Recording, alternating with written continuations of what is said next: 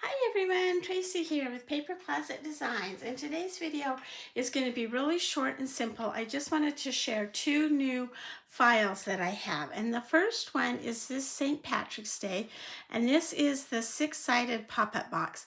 And I'm not going to do an assembly video on this one because I've already done it for the Easter boxes, and you can find that on my YouTube channel, or if you purchase this from either Silhouette or my Scrap Chick, I will actually put a video link towards it.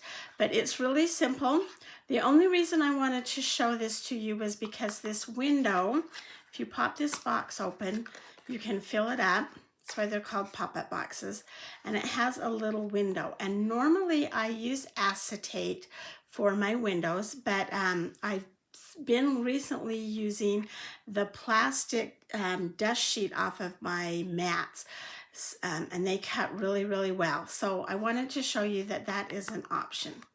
And then the one that I'm going to show you today is the pillow box, and I have done quite a few pillow boxes, but I'm not sure that I've done an assembly video. These are really quick and easy to put together, but I wanted to show you how to assemble them. So for the St. Patrick's Day one, the one with the shamrocks, these are the pieces that you'll get. You have two shamrocks, and then you have a background.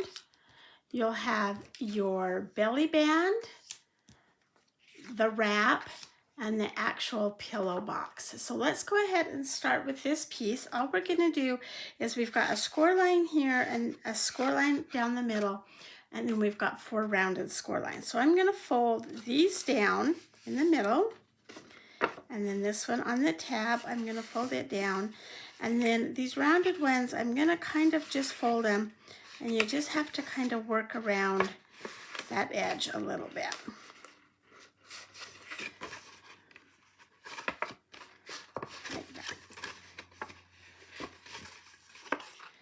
And they're not hard, just kind of take your time because you don't want to bend your paper. You're just trying to fold it on those score lines. And then once we get it glued together, you can work with those a little bit more. The thicker your paper, the harder these are going to be. I suggest the 65 weight. I think that works really well. Okay, then we're going to go ahead and put tape on this tab right here. And it's kind of a big tab, so I'm going to put it down both sides. Roll it over. And we're going to fold that tab in and just match up those edges.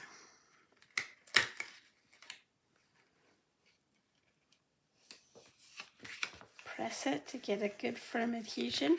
And now we can worry about folding those in. Now you'll notice one side has thumbnails and one side does not. So you want to fold the side that does not have the thumbnails in first. And you'll see how nice that folds. And then the side with the thumbnail. Just like that. Go ahead and flip it over. At this point you can fill it with your candy or treats, a little gift. Fold the side in without the thumbnail, and then the side with the thumbnail. And I did not get glue on that side of my tab, so it's giving me a little bit of grief here. There we go. Okay, and then if you've got something really heavy in there, you might want to consider putting a little bit of tape to seal those edges, but it'll stay closed unless you've got something really heavy in there. Okay, next up is our band. So we're going to fold that down and fold that down on the crease. Go ahead and put tape on your tab again. And then I like to put this seam on the same side of my box that I already have the seam on. So I'm just going to lay this right over here, wrap it around,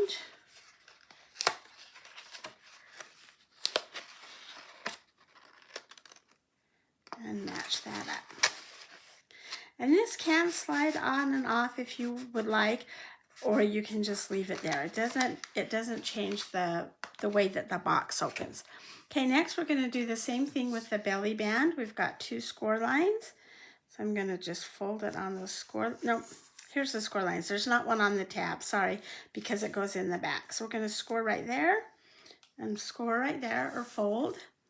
And then we're going to go ahead and put tape on that tab. And this time we're going to wrap it around. Flip it over to the back and just adhere that down. Now I made this a little bit bigger than you actually need it, so that if you've got something really big in your box and it's keeping it really full, it'll expand just a little bit. So you may need to put just a little bit more tape or a little bit of glue right there. So I'm just going to take my little glue, just add a little bit more glue on there. That will dry clear. Okay, then we're going to flip it over, and next we're going to go ahead and put together our shamrocks. So I'm going to just glue these right on to that shadow piece.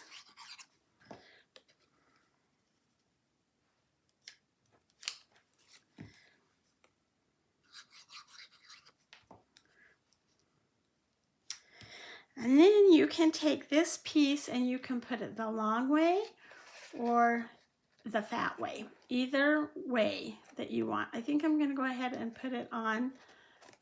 Oh, I like both of them. I think I'm going to go ahead and put it on this way, and I'm just going to add some glue to it and glue it right on there. You could also pop that up with some pop dots if you wanted to. You're going to have to hold that for a minute. And there is your Shamrock pillow box. Such a quick little way to add some treats or a little gift. I think a pair of socks would fit in there really cute, or maybe a beanie. So anyway, there are 2 new St. Patrick's Day projects to share some little gifts. I hope you'll give them a try.